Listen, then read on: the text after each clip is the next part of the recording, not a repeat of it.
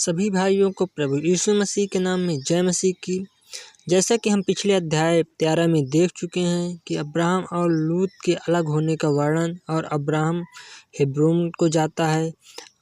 अब इसके आगे हम पढ़ेंगे उत्पत्ति का अध्याय 14, अब्राहम का लूत को छुड़ाना। सिनार के राजा अम्रापेल और अल्लासैर के राजा अर्योक और एलाम के राजा कदोर्ला ओमेर और गोयीम के राजा तीदाल के दिनों में ऐसा हुआ कि उन्होंने सदोम के राजा बेरा और अमोरा के राजा बिरसा और अदमा के राजा सिनाब और सबोईम के राजा सब में बेर और बेला जो सोवर भी कहलाता है, इन राजाओं के विरुद्ध युद्ध किया। इन पांचों ने सिद्दीम नामक तराई में जो खारे ताल के पास है एका किया।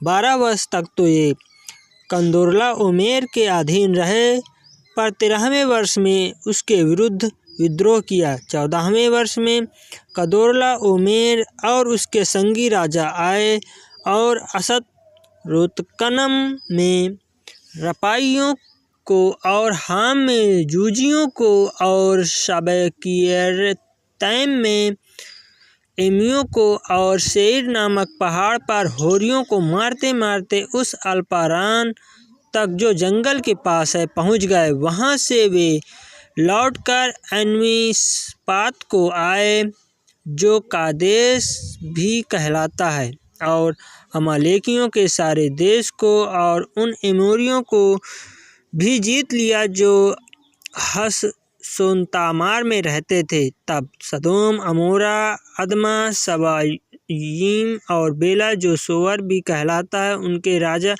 निकले और सिद्दीम नामक तराई में उनके साथ युद्ध के लिए पाँति बांधी, अर्थात एलाम के राजा कदोर्ला ओमेर, गोयीम के राजा तीदाल, सिनार के राजा अम्रापेल और एल्लासार का राजा अर्योक। इन चारों के विरुद्ध उन पांचों ने पाँति बांधी सिद्दीम नामक तराई में, जहां लसार मिट्टी के गड्ढे ही गड्ढे थे। सदोम और अमोरा के राजा भागते भागते उनमें गिर पड़े और जो बचे वे पहाड़ पर भाग गए।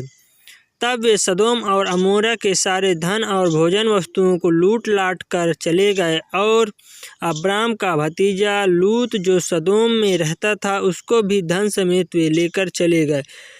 तब एक जन जो भाग कर बच निकला था उसने जाकर इब्री अब्राम को समाचार दिया। अब्राम तो एमोरी मम्रे जो एस्कोल और आनेर का भाई था उसके बांज वृक्षों के बीच में रहता था, और ये लोग अब्राम के संग वाचा बांधे हुए थे। यह सुनकर कि उसका भतीजा बंदी बना लिया गया है, अब्राम ने अपने 318 शिक्षित युद्ध कौशल में निपुण दासों को लेकर, जो उसके कुटुंब में उत्पन्न हुए थे, अस्त्र शस्त्र धारण करके दान तक उनका पीछा किया, और अपने दासों के अलग अलग दल बांधकर रात को उन पर चढ़ाई करके उनको मार लिया, और होबा तक जो दमिश्क के उत्तर की ओर है उनका पीछा किया, और वह सारे धन को और अपने भतीजे लूत और उसके धन को और स्त्रियों को और सब बंदियों को ले आया। मलकीसिदक का अब्राम को आशीष देना।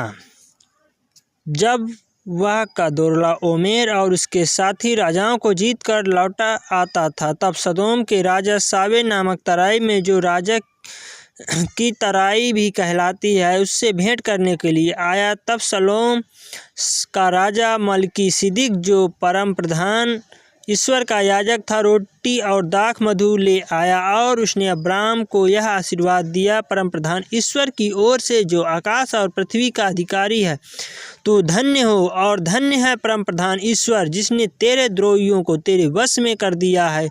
तब अब्राम ने उसको सब वस्तुओं का दशमांश दिया। तब सदोम के राजा ने अब्राम से कहा, प्राणियों को तो मुझे दे और धन को अपने पास रख। अब्राम ने सदोम के राजा से कहा, परम प्रधान ईश्वर यहोवा जो आकाश और पृथ्वी का अधिकारी है, उसकी मैं यह शपथ खाता हूँ कि जो कुछ तेरा है उसमें से न तो मैं एक सूत और न एक जूती का बंधन तक न कोई और वस्तु लूँगा कि तू ऐसा न कहने पाए कि अब्राहम मेरे ही कारण धनी हुआ। पर जो कुछ इन जवानों ने खा लिया है और उनका भाग जो मेरे साथ गए थे, अर्थात अनेर, एस्कोल और ममरे, मैं नहीं लौटाऊँगा। वे तो अपना अपना भाग रख लें। हालेलुया, आमीन। Thank you Jesus. प्रभु इस वचन के पढ़े और सुने जाने पर आप सबको बहुतायत की आशीष दें। डेली बाइबल अध्ययन के लिए आप हमारे चैनल को सब्सक्राइब करें। Thank you Jesus. सभी को यीशु मसीह के नाम में जय मसीह की। हालेलुया।